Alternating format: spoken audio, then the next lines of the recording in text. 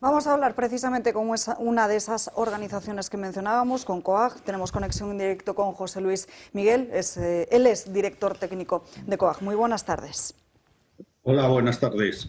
Si bien es cierto que este acuerdo no está refrendado, lo tiene que hacer el Consejo de Europa, además por una mayoría cualificada que requiere de un apoyo del 55%, llama mucho la atención que en Europa, Alemania y España sean dos de los máximos defensores después de haber visto las tractoradas, todo el clamor del sector agrario ante una situación que viene siendo insostenible desde hace muchísimos meses. Han convocado esa manifestación. ¿Qué consideran?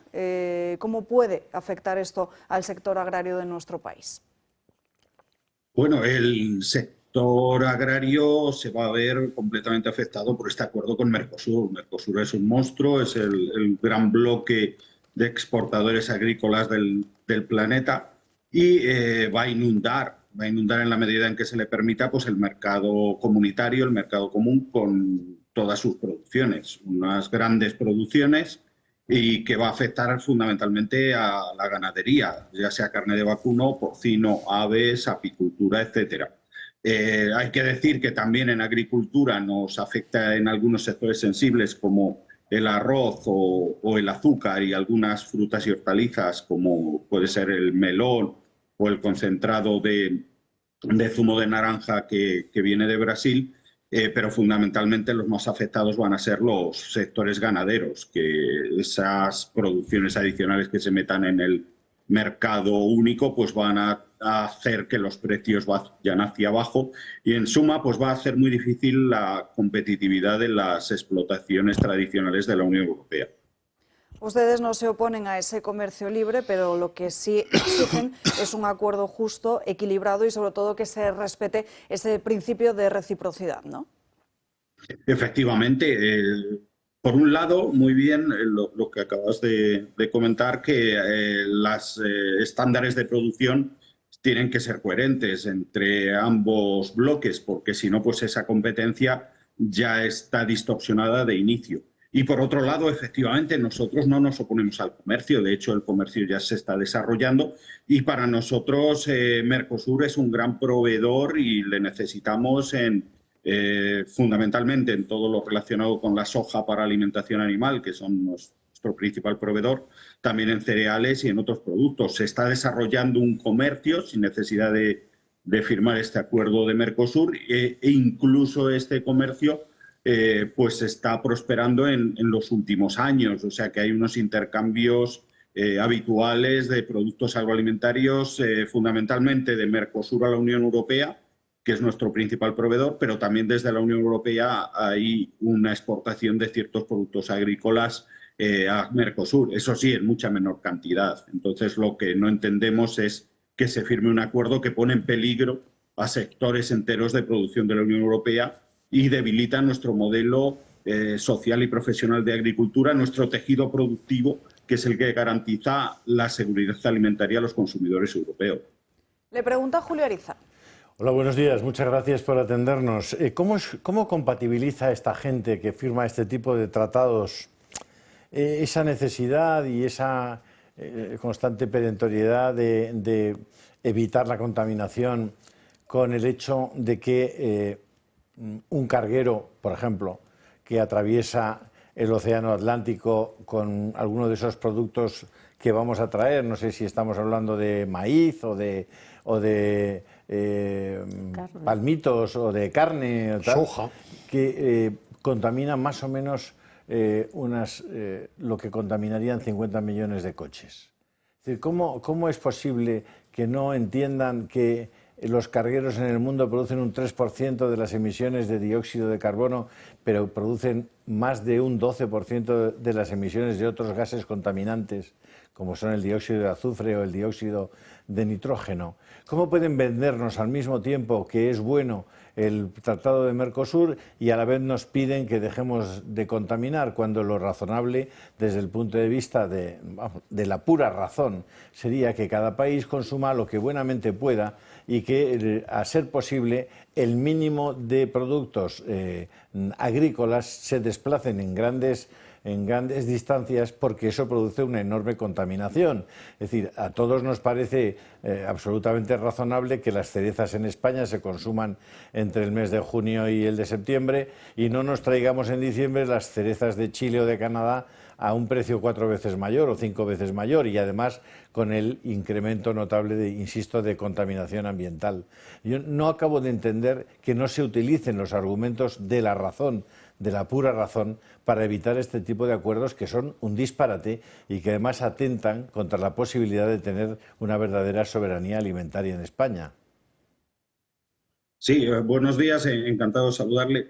Efectivamente, yo creo que aquí estamos en una muestra más de la hipocresía, ¿no? Dentro de la Unión Europea.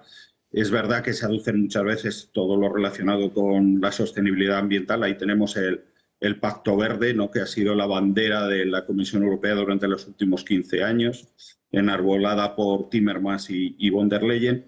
Pero parece ser que la contaminación es menos mala si se hace fuera de las fronteras de la Unión Europea, pero cuando se hace dentro, pues nos ponen toda una serie de requisitos y de normas que nos asfixian en cierta forma las producciones agroalimentarias, ya sea con los requerimientos, pero también con una burocracia completamente desmesurada. En este sentido, cuando se paralizó el acuerdo de Mercosur en 2019, que ya el acuerdo que tenemos ahora a nivel comercial es el mismo del 2019, se negoció un protocolo de sostenibilidad por exigencia de algunos Estados miembros y de algunas voces dentro de la Unión Europea, pero al final Parece que estamos teniendo un problema con esa conexión. Vamos a intentar recuperarla y enseguida pero mientras continuamos tanto, hablando de ello. vamos a traer carne de Chile o de Argentina o de Uruguay, ¿no? O de Brasil. Y aquí estamos cerrando los establecimientos ganaderos. ¿Habrá alguien con una pizca de lucidez que explique a los españoles por qué hacemos eso? No. Si una vez cerrados nuestros establecimientos ganaderos, si hay un problema para traer la carne de Argentina, de Chile, de donde sea, ¿cómo comeremos carne los españoles? Pero si habremos cerrado nuestros establecimientos. Ministro... ¿Y cómo es posible que nos vendan carne vegana, que no hay que contaminar y al mismo tiempo nos digan, sí, que traigamos la carne de Argentina o de Uruguay? Pero si aquí se hace una carne fantástica. Buenísima. ¿Pero por qué? ¿Cómo? O sea, ¿alguien pondrá un pelín de lucidez o alguien saldrá con antorchas a quemar la Moncloa? Esto es la globalización. Esto y lo que van a conseguir es que los productores españoles se tengan que marchar a Argentina o a Uruguay o a Brasil a producir allí, que es lo que ocurre ya en otras industrias. Marruecos. Sí. Y entonces traernos CO2 y dióxido de nitrógeno y dióxido de azufre. A mí hay una cuestión... que además escuchar las explicaciones, que no son explicaciones, del ministro Planas, son para echar a correr. Lo único que ha dicho, no ha hablado de cifras, de producción, de lo que somos nosotros comparado con otros. Lo único que dijo es que vamos a tener abierto un mercado de 260 millones de personas. Pero, tío, ¿dónde está? ¿Cómo penetramos ese mercado? ¿No será a la inversa? Es que cuando no hay preparación ni formación... No. Bueno, que hable don Luis y luego tratamos de mantener la conversación, ¿no? Deciros que en este actual acuerdo de Mercosur, el que se ha firmado a principios de mes en Montevideo, es similar al que había en 2019, solo que se le añadió un protocolo de sostenibilidad que exigen algunos Estados miembros, pero que al final ha quedado muy descafeinado, porque bueno, aquí no nos engañemos, lo que interesan pues son los intereses políticos, geopolíticos, económicos, etcétera, donde la agricultura se usa como moneda de cambio en todos estos acuerdos. Y bueno, en lo que decían ahora, yo creo que muchas veces nos cuesta transmitir a la sociedad la importancia capital estratégica de mantener un tejido productivo propio en España y en la Unión Europea, porque si no tendremos, en un momento dado, podríamos tener problemas para garantizar la alimentación de nuestra propia población. Y no solamente porque no nos llegue la carne de Argentina, sino también por otro tipo de circunstancias, como pueden ser circunstancias económicas, empobrecimiento de la Unión Europea, que en un momento determinado pues nos impida abastecernos en los mercados mundiales porque no tengamos capacidad adquisitiva suficiente y a la vez hayamos destruido nuestra capacidad productiva propia. Entonces, este tipo de cosas que se juega con ellas muy a la ligera, yo creo que tendríamos que pensarlo muy bien antes de emprender estos caminos que no sabemos a dónde nos llevan. José Luis Miguel, muchísimas gracias por atender a nuestra llamada. Nos vemos el lunes frente al Ministerio de Agricultura en esa protesta. Un abrazo. Un abrazo, muchas gracias.